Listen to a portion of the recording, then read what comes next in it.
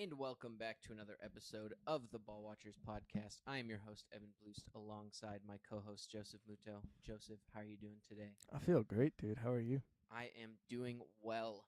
This is one of our most, or at least for me, one of our most anticipated Mm-hmm. episodes of the year. It is a two-parter, but it is record predictions. It is that time of year.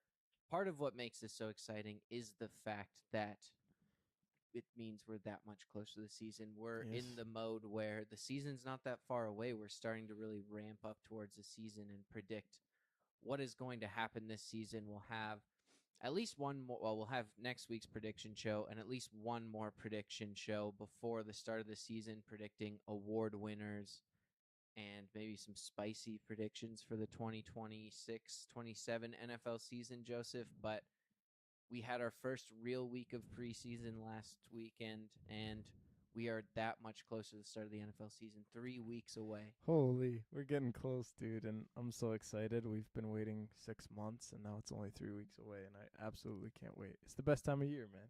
It is. It 100% is. And as you can see, obviously, by our empty chair, Tyler is not with us today, unfortunately.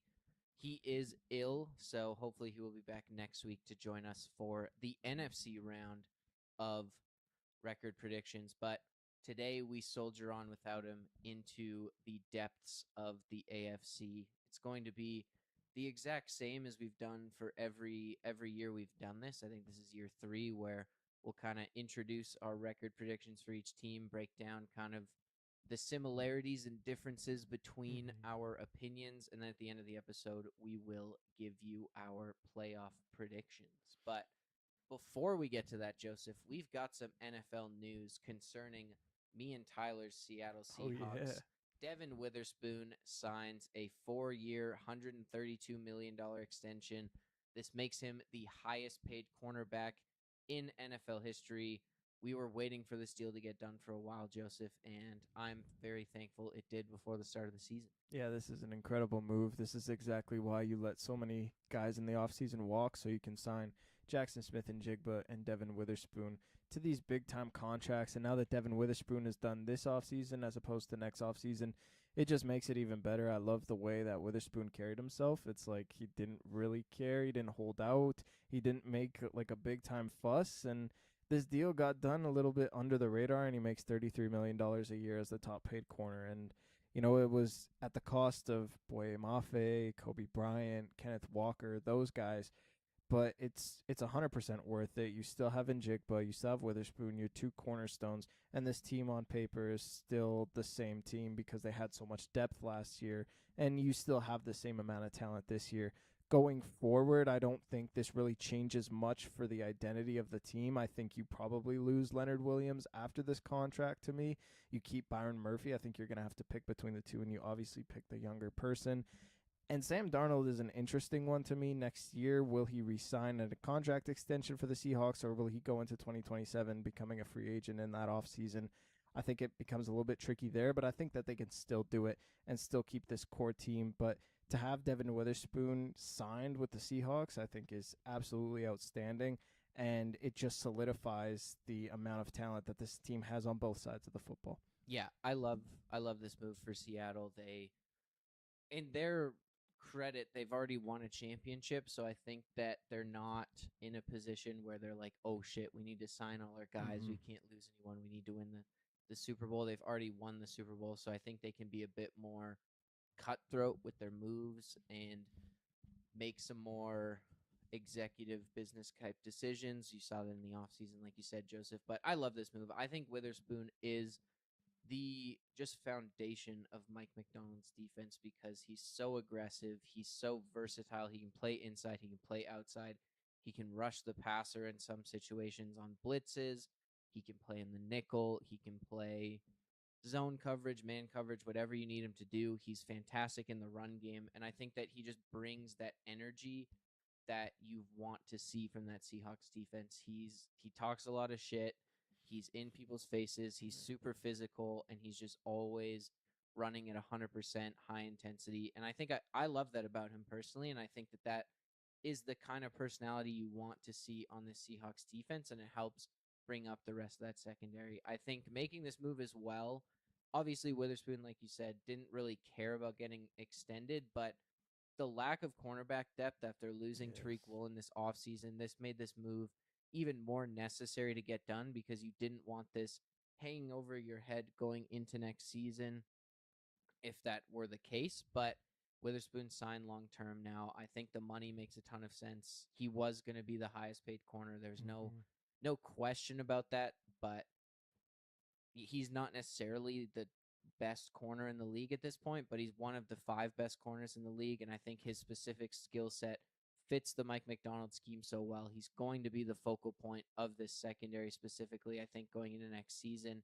Him and Nick Eamon-Wari in that nickel role, alternating him on the outside, I think, is the Seahawks' number 1 corner. He's going to be all over the place in this Mike McDonald defense, and that's exactly what you want to lock down long term when Mike McDonald is the mastermind of that entire defense. You keep his guys around and you reward guys who've played really well for you. So I love this move. Yeah, it's beautiful. They also sign Terry and Arnold, the Seahawks do, to a 1-year deal. I don't know. I don't really have much to say about this because I'm pretty convinced he's going to jail, but he is currently on the Seahawks That's until weird, man. then. I honestly like put the off the field antics aside. I don't know how he still has a job, but on the field, I think he's better than Tariq Woolen personally. And you get a discounted rate for Terry and Arnold. And I know he's coming off season-ending surgery that he had in the middle of the season last year, so he might not be 100% to start the season. But still, I think to have the cornerback depth to get him at a discount and to have more potential than a guy like Tariq Woolen and to be a shutdown outside guy, because Josh Jobe, I mean, he's a great corner, He's but solid. but you only know him as a solid tackler. You don't know how good he is in coverage. We know Terran Arnold is very, very good in coverage, and to be a cornerback too on this defense, it can be potentially really scary. So I like the signing. I just don't agree with the ethics of it, but at the same time, from a true football perspective, it's a very good move for the Seahawks. It's not the worst crime that we've ever seen committed by an NFL player, so there's that. But yeah, from a purely football perspective, I think that this just comes down to Seattle has absolutely zero depth at the cornerback position, and they're trusting a lot of rookies that they drafted to be backup level NFL players in their first season coming out of the 3rd and the 4th round. And I think that you just wanted to get someone in there who's a veteran at the position. And Terrion Arnold has a really high ceiling. I think it was very up and down in Detroit, but also the surroundings in Detroit, unfortunately, were never that good for him because of the amount of injuries that were suffered across the entire defense. But there's a lot less pressure on him in the Mike McDonald defense. He's also supported by superior coaching. So if he does end up playing it all, I think this, like, he's just in a much better situation, and Seattle just really needs the depth. They also had a workout with Trevon Diggs today. Like, they are looking for anything at this point, I think, and that's just the reality of the Seahawks cornerback depth at the moment. Mm-hmm. All right, next move here. Keenan Allen signs a 1-year, $8 million deal with the Colts. Allen is 35, I believe, this season, or 36, something like that. Mm-hmm. And previously was on the Chargers last season, also played for the Bears in the recent years. But I don't know. He was pretty okay for the Chargers last season when they needed him to be. He wasn't necessarily the number 1 receiver, but he was solid, I guess. And the Colts, again, another team who maybe doesn't have a lot of depth at receiver, signs a veteran. That's the thing. Everyone forgets about Keenan Allen, but he was their number 1 in LA. 80 receptions, led the team. 777 yards, also led the team. So he was pretty good for them, and he's still got a lot of juice in the tank. This, to me, tells me that the Alec Pierce situation is not going as good as they anticipated. Put him on the pup. He had ankle surgery in March, and he was supposed to be their alpha. They gave him that contract expecting him to be the alpha, and he just hasn't come in training camp and really pursued the pure athleticism that we see from Alec Pierce. So without him, that wide receiver room is looking very, very dry. So you desperately need a veteran guy like Keenan Allen. My only concern with this signing is a guy like Allen is the exact same thing that you have in Josh Downs and Tyler Warren, both like slot guys. They're really just going to catch all the underneath stuff and just pray for some yak yards. But, like, at the same time, you needed someone. You cannot just go with Josh Downs as your number 1 and then Tyler Warren gets all these targets. Like, you needed someone on the outside to play an outside wide receiver role because Josh Downs has never played that in his career, especially when you traded away A.D. Mitchell last season. So you desperately needed a guy. You get a veteran presence who can still do it at a very, very high rate. So I think Keenan Allen is underrated. He's very similar to what they already have, but they just needed some sort of depth piece. And when Alec Pierce comes back to 100%, I think this guy's the limit for the Colts offense. They have a plethora of options that they can go to, and Keenan Allen is certainly a guy that can still do it. Yeah, I agree. I think Keenan Allen definitely a slot guy. I think reports coming out of camp is Josh Downs is playing more on the outside this year, so that also leaves a bit of room for Keenan Allen to work in the slot because especially at this point in his career, he is pretty much only restricted to the slot. I think it'll be interesting. I think this Colts team before Alec Pierce comes back might run a lot of single receiver, two receiver sets with Josh Downs and like Keenan Allen or whoever. Tyler Warren, I think, is going to be a huge part of this offense early on.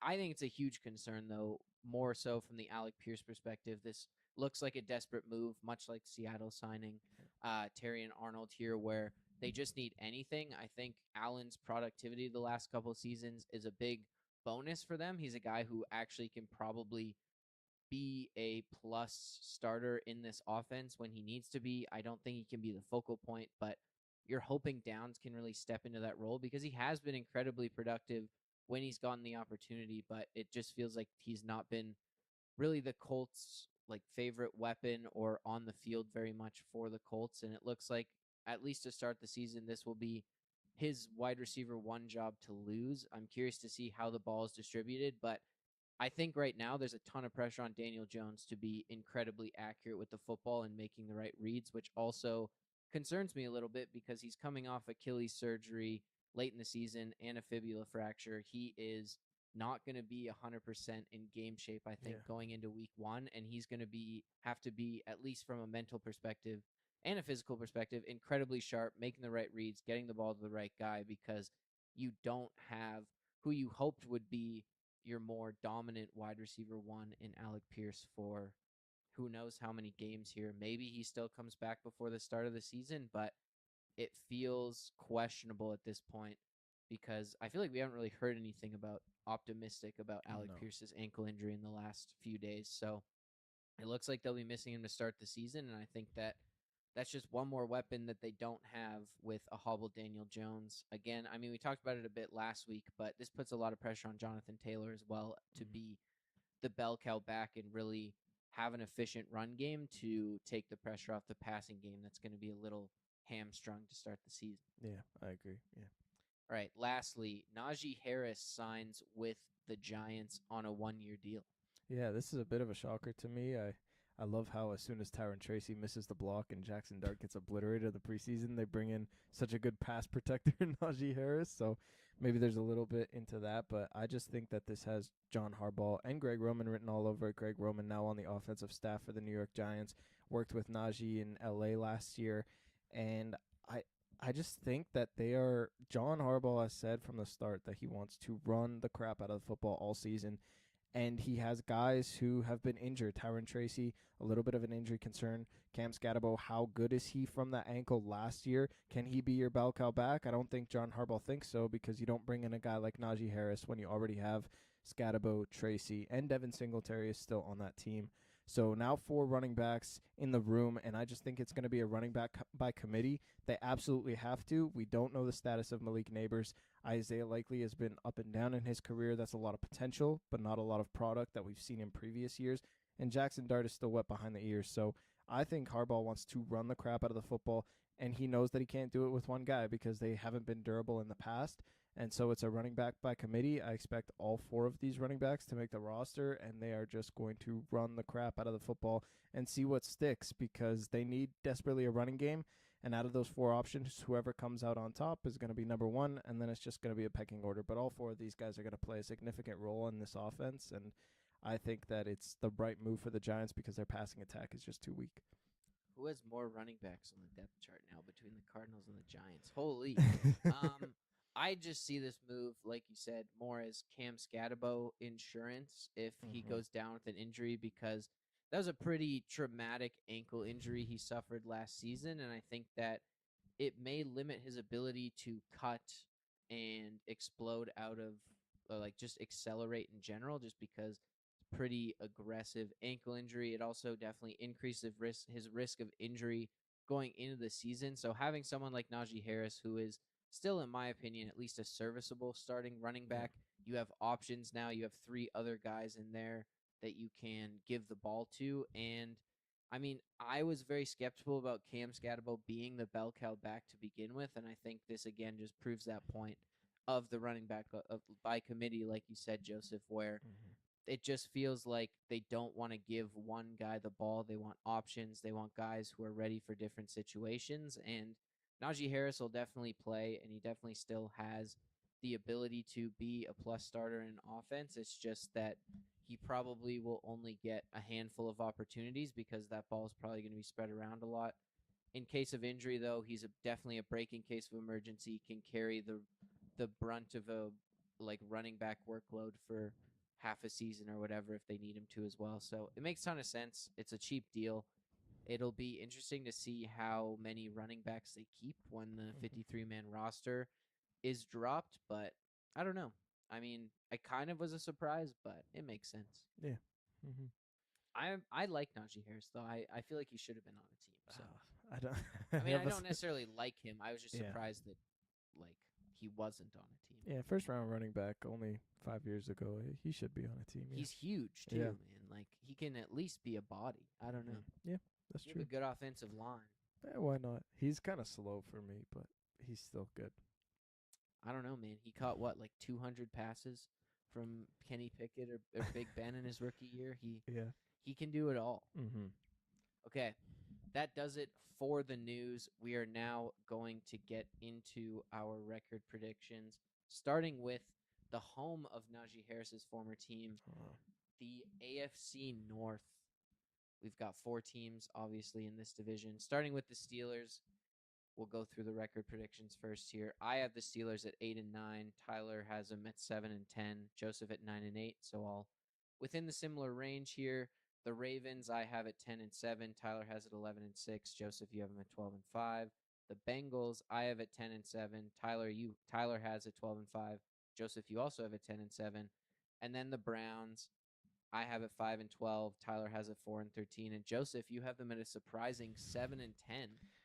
Yeah. For the most part, we're all in kind of the same boat, but I want to hear your thoughts on this Browns team, Joseph. 7-10, while not a good record, is pretty average Yeah, dude. I for an NFL team. I just love these Browns. What can I say? And to me, like they they have no holes, and they have a good defensive line headed by Jared Verse. Mason Graham's still there. They have great linebackers. They have great secondary. They have a great offensive line that they've improved over the offseason. They brought in two pass catchers in the draft. They brought one in Harold Fannin Jr. last year, and they have a bell cow back in Quidshot Judkins with a third down back in Dylan Sampson. The only thing that's missing is the quarterback, and I understand that that's the most important position, but they still have, to me at least, serviceable quarterbacks in this offense that I think Todd Monken can use. And when you put that into effect, I just think that they're going to improve from last year. I think they have a young core, and they have literally nothing to lose. So I think there's going to be a lot of surprise games for them. I have them their first 5 weeks. They play Jaguars, Buccaneers, Panthers, Steelers, and Jets. And those are very winnable games for them. Steelers that they beat up on a ton. I think they can beat the Panthers. I think they can beat the Jets. Like, there's a lot of teams in there that you can start to win, and their schedule starts to get harder in the second half of the season. They play the Bengals, they play the Texans, the Saints, the Ravens. Like, they're all in those games, but at the same time, like, they were in so many one-score games last year, and I understand that Myles Garrett was a big part of that and made that defense so elite, but I don't think Jared Verse is a significant downgrade from Myles Garrett. I think Jared Verse doesn't have the potential of a Myles Garrett, but has the potential of elite defensive end.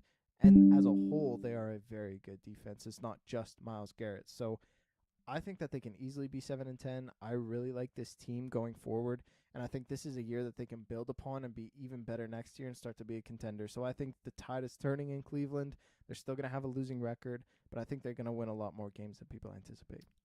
I have three major concerns for the Cleveland Browns. Number one, of course, the quarterback. I don't think any of the guys in that locker room, quarterback wise, are good quarterbacks. I think Shador Sanders definitely has the most potential, but I feel like he is just kind of an idiot and is much too distracted by off the field clout chasing and things like that to really be 100% in. His ego is overstepping his pedigree in the league at this point.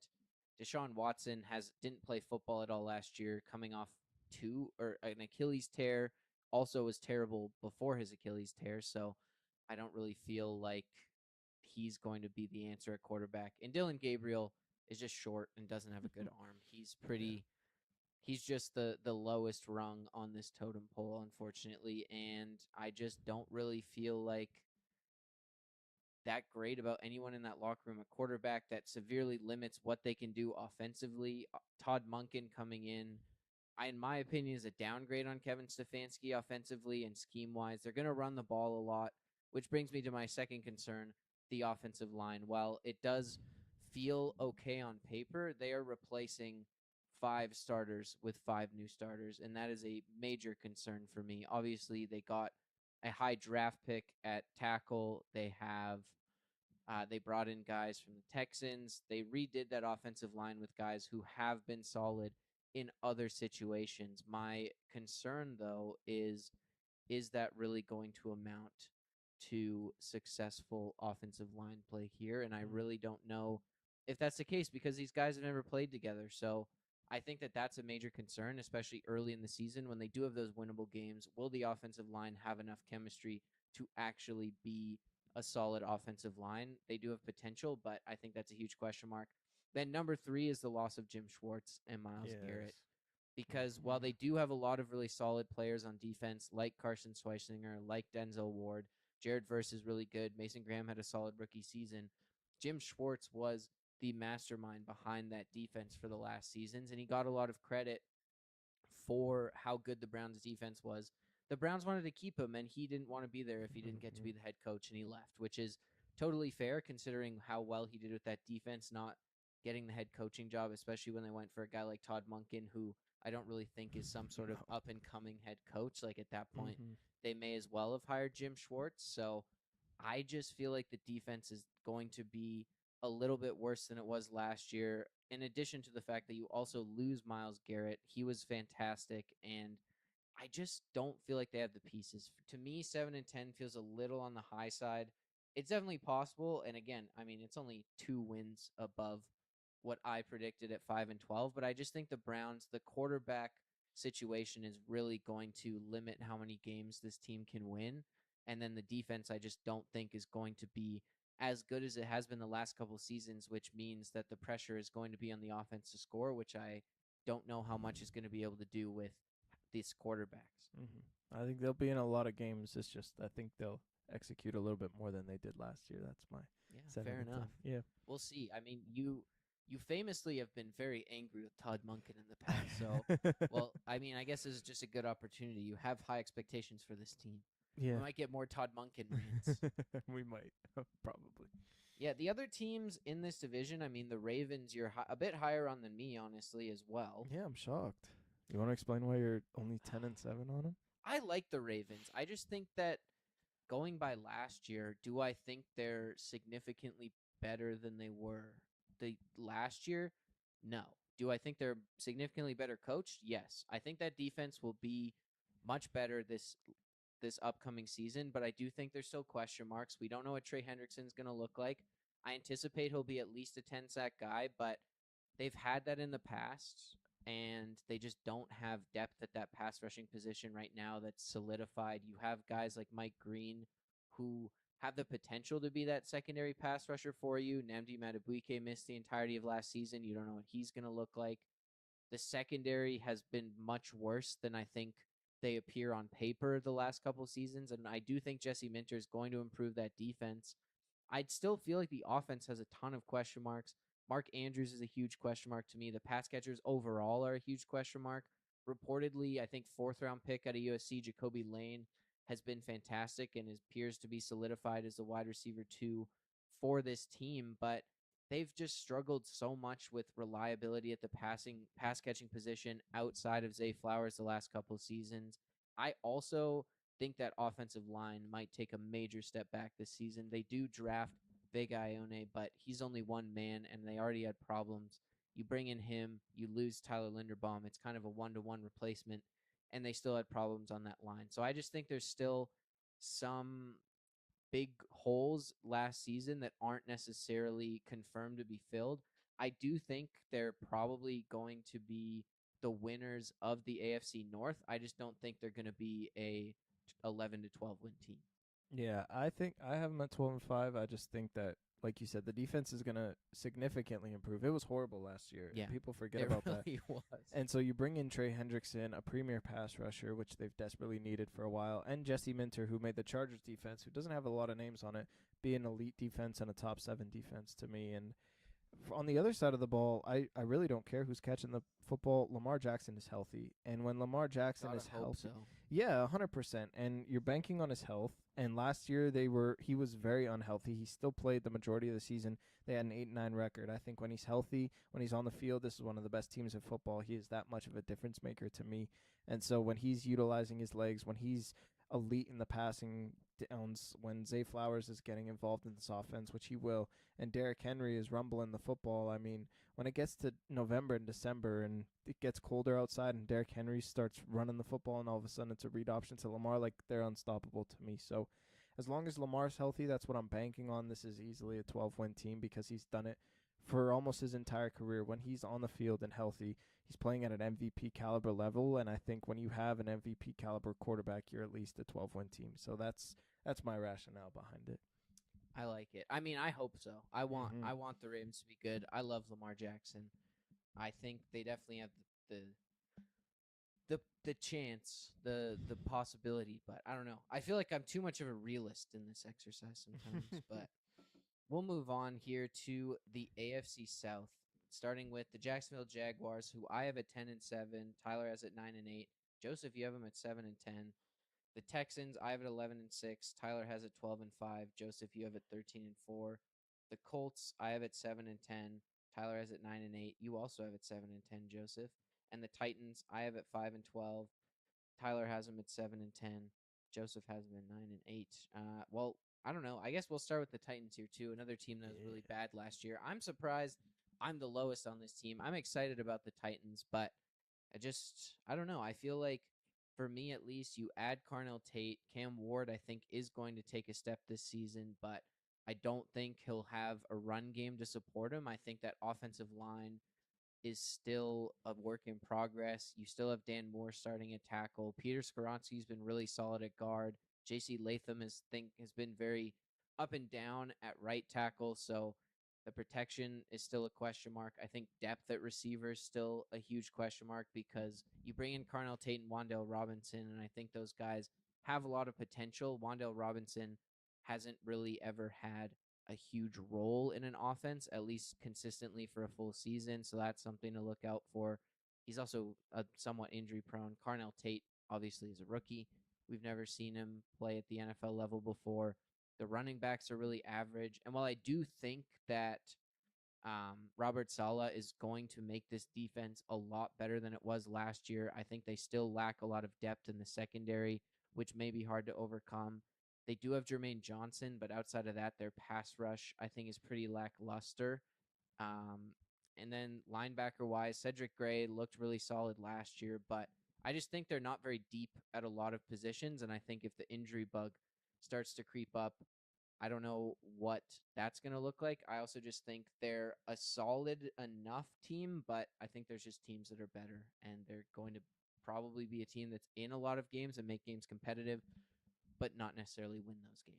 Yeah, I just think that the Titans, I have them at 9-8 because this is a team that really has nothing to lose. Like, Robert Sala's already by the NFL fan base's standards. Not good because of his tenure with the Jets, which is not fair at all. Brian Daboll with his tenure with the Giants, which is not fair at all. And Cam Ward, like, everyone just thought it was a mediocre first year and doesn't really have any high expectations for him in year two. But I think that they're playing with house money at this point, and I think that they match up really well, specifically in division against teams like the Colts and the Texans. You're not going up against really incredible offenses at that point, where I think that Robert Saleh can really zero in and minimize the productivity they get offensively. They have a great defensive line to me. Jermaine Johnson, you bring in the offseason. Jeffrey Simmons is an elite defensive tackle. You bring in John Franklin Myers, and you have invested a first-round pick in Keldrick Falk on the outside. That defensive line, I think, can only get better, and Saleh can bring the best out of them.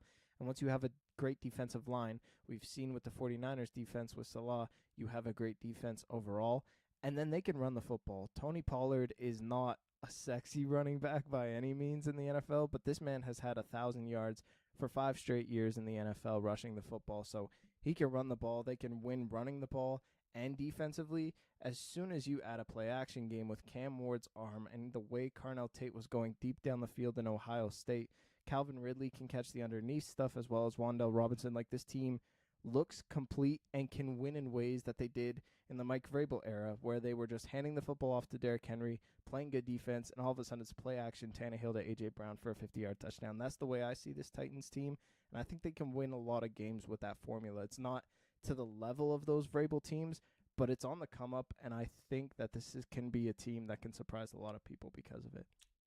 Problem is, in these scenarios, the Titans at that point had Derrick Henry and A.J. Brown, and now you have Tony Pollard and Carnell Tate. Yes. And the 49ers also had Nick Bosa and Fred Warner, and they have Cedric Gray and Jermaine Johnson. So I think the talent level's less. I'm very interested. I think the Titans, it's going to be a 5-12 season, but I feel like it's going to be one of those seasons where you look at it and you're not like pessimistic going into next season. I just don't think that they're quite there yet. I feel like they're building, and I feel like they're on the right track here, but they just don't quite have the pieces completely around Cam Ward on offense and just as a defense as a whole to really take that next step yet.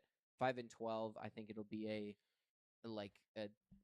you're looking at it happy 5-12 kind of a deal, and then next season they'll probably jump to that next tier of playoff contender is kind of my thought. The other team here, the Texans, we're all very high on the Texans. We all have them with 11 or more wins. Again, I'm somehow the lowest. My problem in this exercise, I think, is I'm like, I can't have 4 teams like 14-3 or whatever, and I think that I start handing out losses, trying to bring some of these teams that I think are really good down to earth. But then, I don't know, it all balances out kind of weird. I don't know. There's definitely going to be a lot of teams with less wins than I have, and there's going to be a lot of teams, I think, with more wins than I have. I'm a bit more of a centrist when it comes to this exercise. But I'm super high on the Texans here. I think they're number 2 in my ranking, or in my playoff rankings, which we'll get to in a bit, in the AFC. I am very excited about this team. I think their defense is going to be fantastic for yet another season, and this feels a bit like the do or die year for the Texans, because they're going to have to start making some very tough decisions, especially defensively in terms of cap space, because Kamari Lassiter is going to need to get paid here soon. Jalen Petrie, I believe, is going to get paid here soon. Danielle Hunter, I think his contract runs out at the end of next season, but he's an older guy. Do you keep him around, especially with how much money he's making? But if you don't keep him, you're missing like 12 sacks across from Will Anderson. So this feels like the year that the Texans have to do it, and I feel like the defense is definitely up to the task, and I think the offense definitely has the potential to be. Nico Collins should be fully healthy going into this season. Jaden Higgins, Jalen Noel have another year of experience under their belt. Tank Dell's coming back from a pretty serious knee injury, but he could be a guy who, especially later in the season, really gives a spark to this offense. They also invested a ton of money on that offensive line and just capital in general in the draft and in free agency to make it a lot better. They also went out and got a running back who feels like he can actually survive an entire season in David Montgomery. Like, Feels like they made all the right moves this offseason. I'm very high on this Texans team. I'm excited to see how far they can go. Yeah, I got them at 13-4, and I think I'm the opposite. I just give teams I love like 13-4, 14-3 records, and then the teams that are bottom feeders, they got like 2 wins to cancel it out. But I just think that the Texans are unbeatable. Their defense is elite. They don't like need any help from other offenses being bad, because even if you're a good offense, like, you're getting shut down by this Texans defense, and they will keep them in every single game. And the difference to me is that offense. They didn't change anything defensively. They still have an elite defense, but offensively is where all the changes happened, and that's where the magic comes in. You bring in David Montgomery, who to me is the key piece of why they have a 13-4 record, in my opinion, because he's just a bruiser. Like, he's going to get 4 yards a carry. He's going to ice the game out. He's going to keep that defense that they have rested on the sidelines for when they come back. They're not having to play half the football game. The Texans know how to run the football now. They've improved on that offensive line. And C.J. Stroud is not going to turn the football over, because it's going to be 3rd and 3 instead of 3rd and 7 because of David Montgomery. So he just brings so many more dimensions to this team. I think Tank Dell as well is actually a huge piece, because we see C.J. Stroud have his best football when Tank Dell is getting targeted on the field. They're like best friends. So I think just his presence is going to elevate the game of C.J. Stroud as well.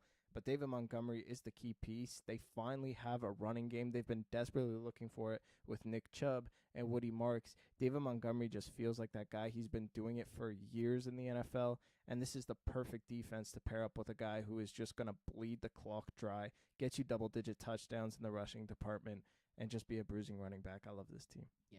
And it's the first running back they've had that doesn't have either a horrible injury history or was drafted in like the 5th round. So an encouraging sign from that perspective as well. David Montgomery, definitely an established veteran in this league, and I'm excited to see him be a bit more of a bell cow back like he was when he was a Chicago Bear before the Lions. I don't know. Other than that, in this division, I think the Jaguars are interesting. I'm kind of happy we all have them in that kind of. You have them at 7-10. I have them at 10-7. They're just mid to me. That's kind of how I feel about this team, and I'm glad we all feel the same. Yeah, to me, we don't know their running game, and to me, they suck defensively, because they were the only reason why they were good defensively. They had so many turnovers, and we don't know if Bayshaw Tootin is going to be the guy, and so that's a lot to ask for Trevor Lawrence. Now, he can do it with Liam Cohen in the system, and he has a plethora of options to go to in the wide receiver department. But if you can't run the football and you don't have good defenses, you're going to be in a ton of shootouts, and I don't think the Jaguars are equipped like teams like the Bengals or the Cowboys, really having that elite offensive line, those elite pass catchers. It's just a tier below for me with the Jaguars, and that's why I have them losing a lot more games this year. Yeah, I'm also not sold on Trevor Lawrence, to be honest. I don't think he's a guy who, in these close games, are going to have a tougher schedule this season, because they did win their division last year, so they're going to have a tougher schedule. And do I trust Trevor Lawrence to be a clutch quarterback and win them games down the stretch? I don't know about that, because I mean, I think there's 2 examples that teams or people who love Trevor Lawrence will point to, and that's that Chiefs game where Trevor Lawrence makes a crazy play at the end of the game, not getting tackled, and runs it in to win the game, and then the comeback against the Chargers in the playoffs. But if you look in a broader scope outside of those 2 games, the Jaguars have been pretty terrible under the passing leadership of Trevor Lawrence. So I don't know. I'm not fully bought in on Trevor Lawrence. He did end the season very well last season, but I feel like they're going to come back down to earth a little bit, especially after losing some guys, especially on the defensive side of the ball. You also lose Etienne, so there's some big holes that need to be filled, and I don't know if they have those guys. Yeah. Okay, next division here. 2 more to go. We've got the AFC East, starting with the Patriots. I have them at 11-6. You and Tyler both have them at 10-7. The Bills I have at 10-7. Tyler has them at 12-5. Joseph, you have them at 8-9. The Dolphins we all have at 3-14. Surprise, surprise. And then the Jets I have at 6-11. Tyler has at 2-15. Joseph, you have them at 3-14. Let's start with the Bills here. Obviously, Tyler's not here to necessarily argue for his side, but I think, Joseph, we were a bit more on the page of they're probably going to regress compared to last season. Yeah. Obviously, you have some deep hatred for the Bills, so they're on the lower end, I would say, with your prediction, but they do feel like a team that's probably going to regress at least a little. Yeah, and to me, it's strictly schedule based. And I know I hate the Bills, but to me, I was doing this unbiasedly, and it's just their strength of schedule is so tough. Yeah, they have a really tough The schedule. first 6 weeks before the bye is the Texans, the Lions, the Chargers, Patriots, Rams, and Raiders. I have them going 2-4 in that stretch. I can very easily see them go 3-3 in that stretch. That is a very slow start. And then after the bye, they're playing teams like the Packers, the Ravens, the Chiefs, the Patriots again, the Broncos, the Bears. Like, those are great teams, and to me are more complete teams than the Buffalo Bills. We know this defense is going to regress after Sean McDermott left the building and they replaced him with Joe Brady. They have no one on the defensive side of the ball, no one to rally them and have a good defensive coordinator. We don't know what they have at the defensive coordinator position. And offensively, to me, it's all Josh Allen. And I know they have a great offensive line, a great running game, but who's going to be that pass catcher? And yes, he's done it without pass catchers, Josh Allen has, but it's just it hasn't elevated them to win extra football games that I think a true pass catcher can. So I think the defense is horrible. I think they go up against better defenses. And I think that Josh Allen is going to force the football and turn the football over a lot more. And I don't think that these teams are going to turn the football over at the rate that the Bills do, because the Bills are just going to press a little bit. So they have an extremely tough schedule. They're going up against elite defenses and offenses that are very capable of dicing this Bills teams up. They look like underdogs in a lot of these games, and I'm just not looking forward to the Bills watching them, because I just think that it's going to be a gong show and it's going to be all on the shoulders of Allen, and he'll make them watchable, but outside of Allen, this team looks really bad on paper. Josh Allen doesn't turn the football anymore, bro, or turn it over anymore. I think for me, I think this offense might be the most complete it's ever looked. They have maybe not most complete, maybe with Diggs, but post Stephon Diggs, this is the most complete this team has looked. And it starts with DJ Moore for me. I really loved that trade. I think DJ Moore is still a great receiver in the NFL. He had a bit of a down year with the Bears, but I think that people are heavily weighing his down year with the Bears over his incredibly consistent first 4 or 5 years in the NFL with pretty terrible quarterbacks overall outside of maybe Caleb Williams, because like he played with bad quarterbacks on the Panthers, he started with bad quarterbacks on the Bears, and he was still productive in all of those seasons. He's only had one semi unproductive season, and that was last year in a Ben Johnson offense where underneath routes are just way more of like what is being targeted. I mean, you also just didn't really see any receiver on that team break out. It wasn't just like DJ Moore had a bad season while everyone else ate. It just was very spread out through the air in that Ben Johnson offense. I think he's going to be huge for Josh Allen. He's great deep down the field. And then you have Khalil Shakir, who has less pressure on him. He can be that underneath receiver. Dalton Kincaid's going to be healthy this season. I think they have a plethora of pass catchers at this point. James Cook is also coming off his best season. That offensive line for the Bills is still really solid. I think this offense, is going to be very good next season. I agree with you about the defense, though. I think the defense is going to take a huge step back. You lose Sean McDermott, you lose a lot of veteran players, and you don't really add anyone of note. You obviously add Bradley Chubb in the offseason. You draft a pass rusher in the first round, but those guys are not going to be number one edge rushers. You don't have a great option across from Greg Rousseau. It's definitely going to be a pass rush by committee. I'm very excited for some of those guys on the interior. If Ed Oliver can stay healthy, Deion Walker looks very exciting. He was a fourth-round pick out of Kansas last year. He's just a mountain of a man, but there's just not depth. Safety, there's no depth. Corner, there's no depth. Linebacker, there's no depth. They're relying on guys who are very solid but not stars in Christian Benford, Terrell Bernard, Cole Bishop. Those are all solid starters, but they're not stars. They don't have stars on defense, and I think that that guys are going to have to take really big steps forwards in their careers in order for this defense to be good, and that's why I have them a bit lower down. But one thing I know is Josh Allen wins, and I think that he'll still win this team to 10 wins. Yeah, we're pretty similar. I like it. Yeah, I think so. Other than that, in this division, I'm a lot higher on the Jets I than want you to hear guys. this. I mean, I think the Jets did a lot this offseason to improve. While Geno Smith, I'm still very questionable on. I think he's going to be a lot better than he was with the Raiders just because you can't get much worse than that. I don't think he'll be Seattle Geno Smith, and Geno Smith still, even Seattle Geno Smith made a lot of boneheaded plays, but at the same time, that was with the expectation that the Seattle was going to make the playoffs, and I don't think the Jets have that. I think the Jets did a really good job of adding a ton of talent in the draft. In the first round alone, you have Kenyon Sadiq, Omar Cooper, and David Bailey. Reports are David Bailey's looking really good. You add Tavondre Sweat in the middle to replace Quinnen Williams, and I really love Tavondre Sweat.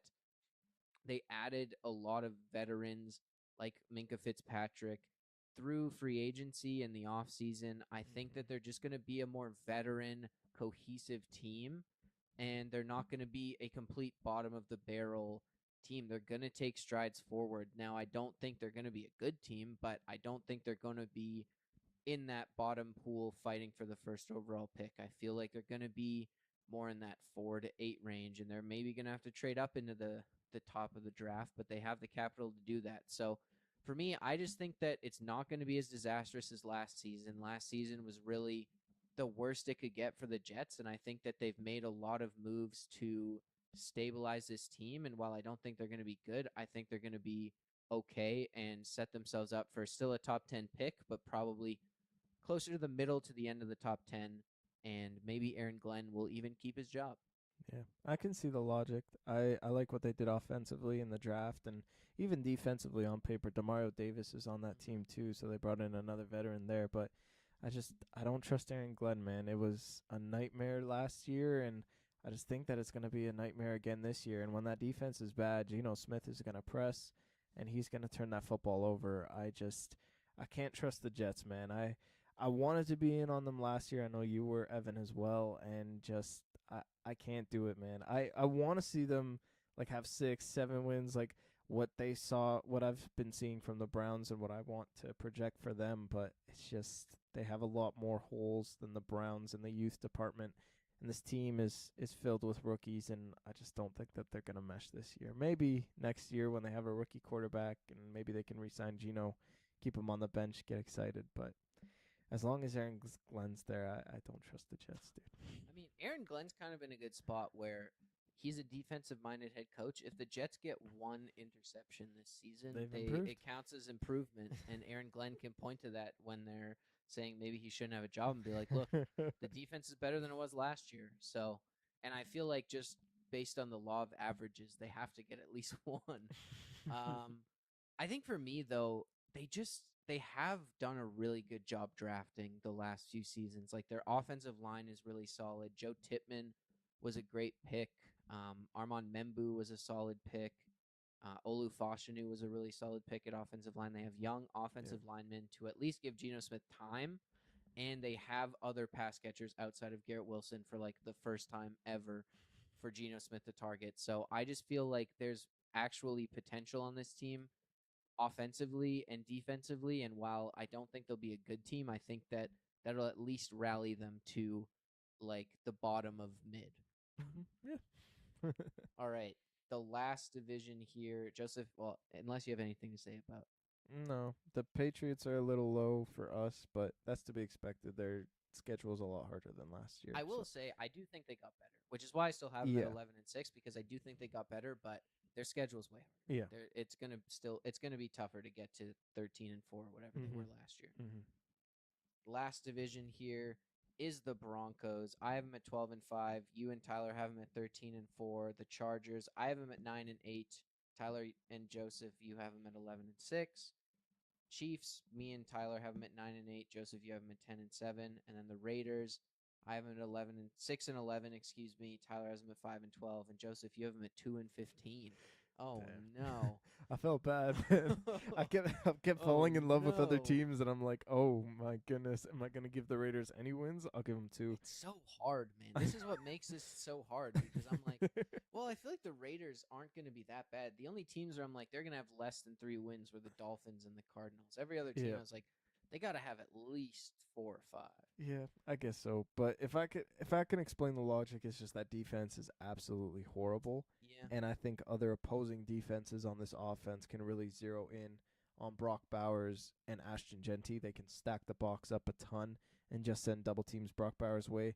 Jalen Naylor's getting a lot of hype. I don't see the vision really. he's not a number 1 receiver. Yeah, exactly. Trey Tucker had like 2 great games and then he just fell off the map. Jack Besh is not living up to the 3rd-round pick expectations that he was a year ago. So this team just has a lot of holes offensively. And yes, they bring in Clint Kubiak and they've improved that offensive line. But it's just I don't really see it amounting to wins. That defense is horrible. I don't think they're going to utilize Ashton Genty. They're going to be throwing the football a ton. And when Mendoza starts in the second half of the season, he is going to take a lot of sacks to me because no one's going to get open. He might have time to throw, but he just has no one to throw it to. So it's gonna be rough. It might not be 2-15, but it is gonna be bottom feeder level for the Raiders in a very tough division. Yeah. My projection of 6-11 is definitely just based on the fact that I think the Raiders just were again another team like the Jets that everything that could have went wrong last year went wrong. It was a horrible season and they got the first overall pick because of it. I don't think Fernando Mendoza is going to start right away, but I do think Clint Kubiak is going to make this offense better. He's going to make it more cohesive and consistent. And while they don't have the talent, I think that they'll at least be able to be efficient and move the football down the field regularly. I don't think they'll necessarily be a high-powered offense like Seattle was last year, but I think that Kubiak will at least bring some stability and allow this Raiders team to move the ball down the field effectively for the most part. Defensively, it is a bit of a crapshoot. I think they do have some solid players, surprisingly, and somehow Max Crosby is still there. And I don't know if I honestly feel like he's going to stay. Yeah, I just have a agree. feeling he's going to Mhm. stay, and I think Yep. that that's a piece that a lot of these other teams don't have. He's just a different kind of player. He's so strong. He's so physical. Great in the run game.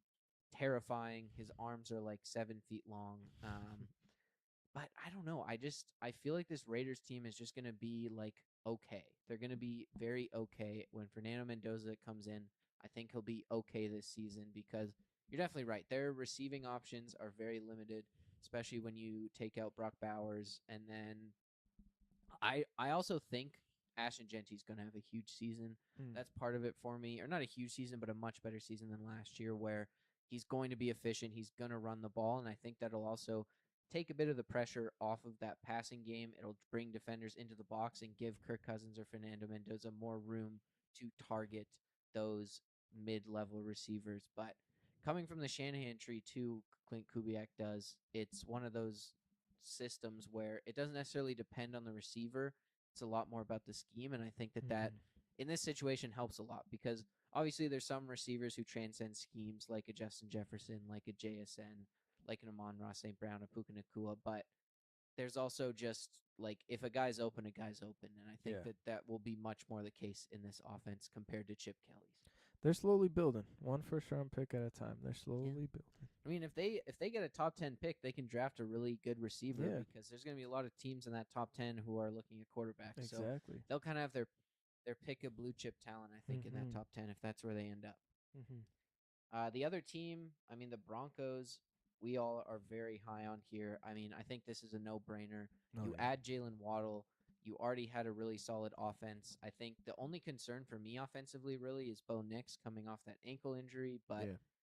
I feel like he has had a lot of time to heal. They're not pushing him back, and as long as he can still remain mobile and run the football, they should be fine. Yeah, and even if he is injured, Sean Payton's not gonna ask him to do too much even when Yeah. he's healthy, like short throws, underneath stuff, just run when you can. Like Bo Nix has probably the easiest job in the world to me. Sean Yeah. Payton's a mastermind and he's gonna get that completion percentage up regardless of his ankle. They also were low key like a terrible offense last year Yeah. at times where they just could not move the football, could not score. Mm-hmm. So, I mean, and then they still won like 10 or 12 games last season. So Yeah.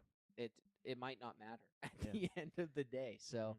And I think they will be better because I think Jalen Waddle is the kind of receiver that they've been sorely missing under Sean Payton. Oh yeah.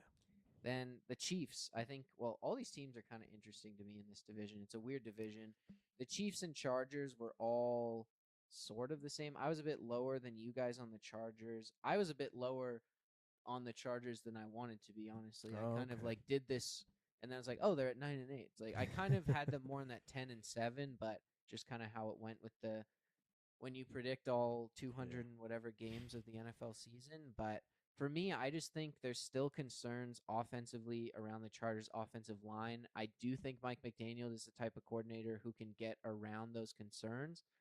But the other big thing here is you lose Jesse Minter, and like we talked about before, they're not a defense that has a ton of names. Khalil Mack's a year older, and can these guys who maybe aren't household names be as good as they were under Jesse Minter is a big question for me. Yeah, I have them at 11-6. I don't blame you for having them at 9-8 because their strength of schedule is extremely That's the tough. other thing. I just have them winning a lot of these games that are higher competition, and I just don't see any holes. Now, this was made before I knew the Tyler Biadasz news. He was carted off this afternoon in practice. He's What probably else out is for new? the year. But they still have their Ugh. two tackles, and they have no holes. Justin Herbert has a running game in Marion Hampton. He has a plethora of pass catchers at his disposal with Charlie Coker, David Njoku, Lad McConkey, Quentin Johnston, Trey Palmer. The list goes on. And defensively, yes, you lose Jesse Minter, but I think they have enough pieces, and I just trust Jim Harbaugh defensively. He's a defensive-minded guy.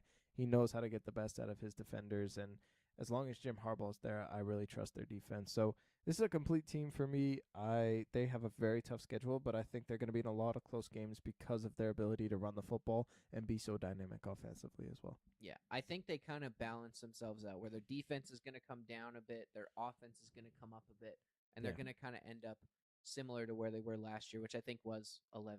So Mm-hmm. I would probably have them a bit higher, but I think that's just kind of how things ended up in the record predictions.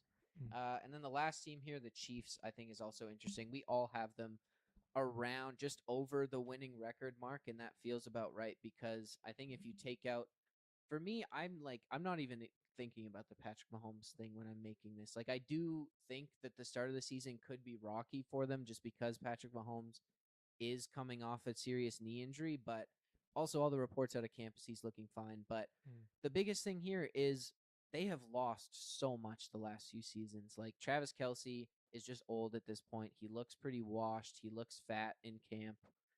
He really should just he needs a year-long honeymoon, man. I don't know why he's playing in the NFL this season, to be perfectly honest. I think that offensive line is still going to be horrible for the Chiefs here. And then defensively, they lost their two starting cornerbacks and didn't really replace them with anything. I think there's a ton of holes and there's a ton of pressure on Andy Reid and Steve Spagnuolo to coach up this team. But I just think there's limits to that. And I think Mahomes, again, doesn't really have anywhere to go with the football. And Mahomes is still going to get them to win games that they probably shouldn't. But I feel like there's a ceiling to that. And it feels like 9-8, 10-7 is kind of where that falls this season. Yeah, exactly. I agree. I think their schedule towards the back half of the year is tougher than the first half before their bye. They play the Broncos, Colts, Dolphins, and Raiders. I have them at 3-1. I think that's a cupcake schedule for them. I think they can easily beat the Broncos. They've done it so many times under Mahomes, and then they have that bye week, and then they start playing the heart of their competition. So if Mahomes can get right in those first 4 weeks, Rashee Rice can get right in those first 4 weeks. I think a name to keep in mind is Cyrus Allen, their fifth-round pick.